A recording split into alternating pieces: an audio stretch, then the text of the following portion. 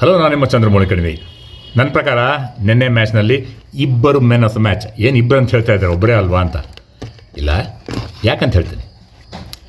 ಮೊದಲೇದವರು ನಮ್ಮ RCBಯ stand in captain Jitesh Sharma, wicket keeper, batter, match winner. ಎಂಥ ಬ್ರಿಲಿಯಂಟ್ ಇನ್ನಿಂಗ್ಸ್ ಆಡಿ ಮೋಸ್ಟ್ ಇಂಪಾರ್ಟೆಂಟ್ ಮ್ಯಾಚನ್ನು ಗೆಲ್ಲಿಸ್ಕೊಟ್ರು RCBಗೆ ಜಿತೇಶ್ ಶರ್ಮಾ.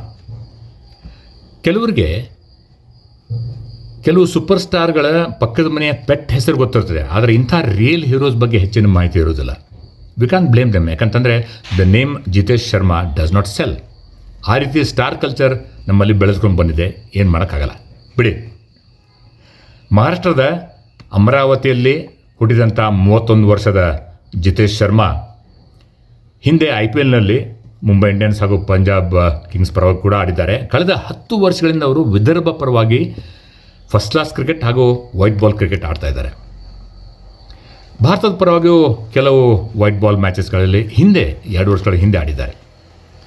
ಚಿಕ್ಕಂದಿನಲ್ಲಿ ಜಿತೇಶ್ ಶರ್ಮಾ ಅವ್ರಿಗೆ ಕ್ರಿಕೆಟ್ ಬಗ್ಗೆ ಆಸಕ್ತಿ ಇರಲ್ಲ, ಕ್ರಿಕೆಟರ್ ಆಗಬೇಕಂತ ಆಸೆ ಇರಲಿಲ್ಲ. ಆದರೆ ಅವರ ಸ್ಕೂಲ್ನಲ್ಲಿ 10th ಹಾಗೂ 12th ಕ್ಲಾಸ್ನಲ್ಲಿ ಶಾಲೆಯ ಪರವಾಗಿ ಕ್ರಿಕೆಟ್ ಆಡಿದರೆ 4% ಹೆಚ್ಚಿಗೆ ಮಾರ್ಕ್ಸ್ ನೀಡ್ತಾ ಇದ್ದರಂತೆ. ಅದರಿಂದ ಮುಂದೆ ಹೋಗಿ ಇಂಜಿನಿಯರಿಂಗ್ ಓದ್ಬೋದು ಅಂತ ಅಂದ್ಕೊಂಡಿದ್ರು.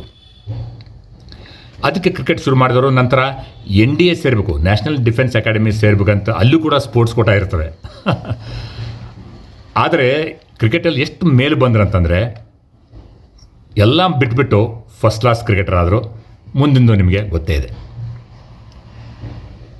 ಈ ಮ್ಯಾಚ್ನ ಇನ್ನೊಬ್ಬ ಮ್ಯಾನ್ ಆಫ್ ದ ಮ್ಯಾಚ್ ಅಂತಂದರೆ ಲಕ್ನೋ ಸೂಪರ್ ಜಾಯಿಂಟ್ಸ್ನ replacement fast bowler, 6 feet 8 inches tall, ನ್ಯೂಜಿಲೆಂಡ್ನ ಓರೋರ್ಕ್ ಅವರು ಅನೇಕ ಬಾರಿ ಮಿಸ್ಫೀಲ್ಡ್ ಮಾಡಿದರು, ಬೌಂಡ್ರಿಗಳನ್ನ ನೀಡಿದರು. ಆಮೇಲೆ ಜಿತೇಶ್ ಶರ್ಮಾ ಕೇವಲ 20 ರನ್ ಗಳಿಸಿದಾಗ ಒಂದು ಈಸಿ ರನ್ಔಟ್ ಬಿಟ್ಟರು. ಅಷ್ಟೇ ಅಲ್ಲ, ಬೌಲಿಂಗ್ನಲ್ಲಿ ತಮ್ಮ 4 ಓವರಲ್ಲಿ 75 ರನ್ ಕೊಟ್ಟರು.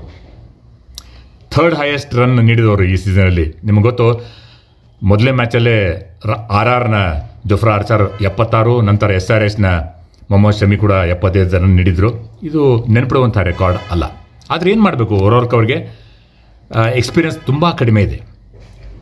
ಆದರೆ ಅವರು RCB ಗೆಲ್ಲಲು ಕೂಡ ಕಾರಣರಾದರು ಅಂತ ಹೇಳ್ಬೋದು ಅಲ್ವೇ.